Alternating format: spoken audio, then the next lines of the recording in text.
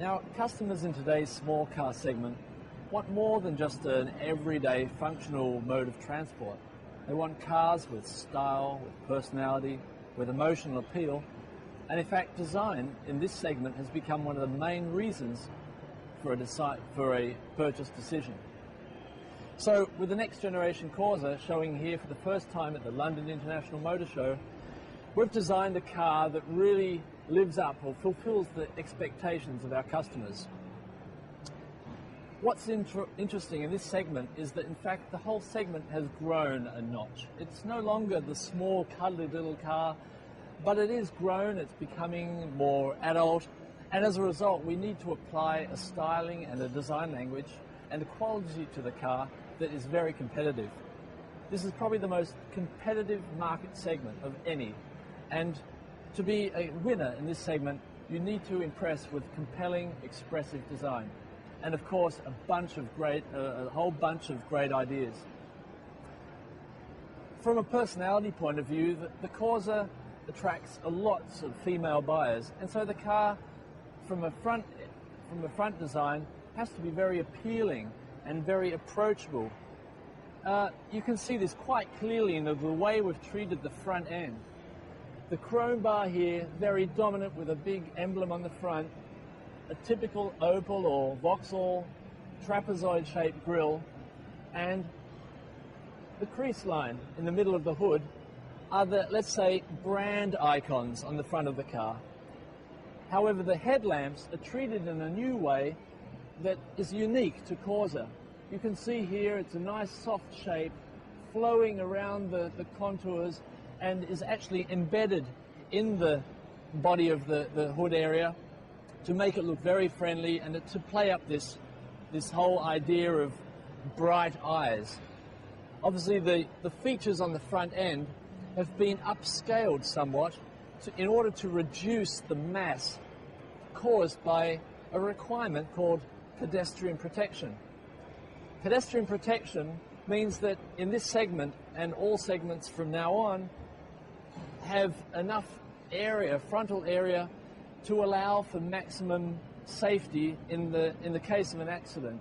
What that means is that the hood area has been raised by some 40 millimeters. Overall, because we also have larger engines in the car, the front has also grown in length.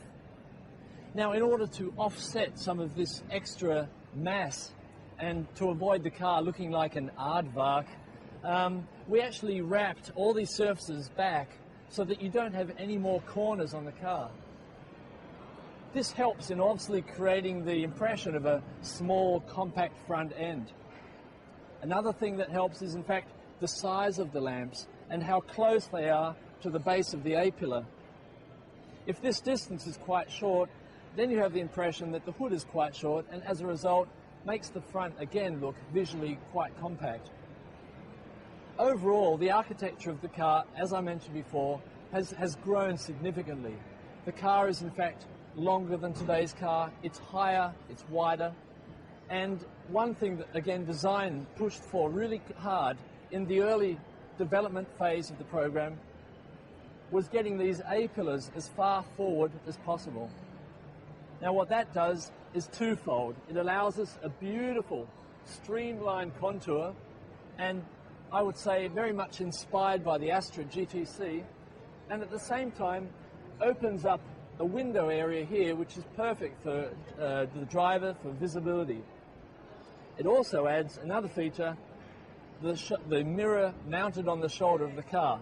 This is definitely a sporty accent that we know works very well on sports cars, and at the same time it obviously frees up this area so that you don't have a big black triangle to hinder any visibility. Again, in the side view, this sweeping line of the window graphic that visually connects with the tail lamps again adds to the appeal that the car doesn't have any corners, but in fact the design language flows around. Another important line is obviously the crease line that runs underneath the belt line. This line that again wraps around the DLO, or the daylight opening we call it, is important to again pick up some cues from earlier Corsas. Our greatest inspiration was the Corsa B, or the Series 2 Corsa. We learned a lot from that car. It was very successful at its time, and we really hope to live up to the expectations of that vehicle. These feature lines, such as the one that runs around the DLO, this one here that actually drops down to visually reduce the height of the car. You can see here quite nicely in the light how breaking the light on a corner like this, or along an accent line like this, actually helps to tighten up the whole side view of the car.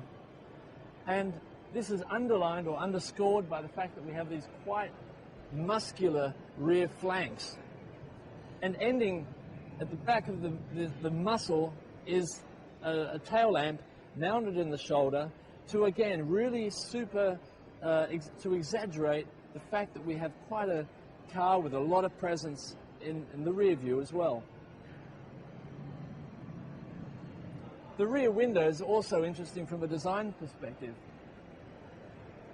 This line that we saw earlier that runs from the touch of the A post all the way back touches the glass at a point to which it tailors and gets narrower towards the rear, which means that the window is actually narrower at the lower than it is at the top, giving this impression that the car is actually tighter at the lower and at the same time pushes out the volume of the tail lamps.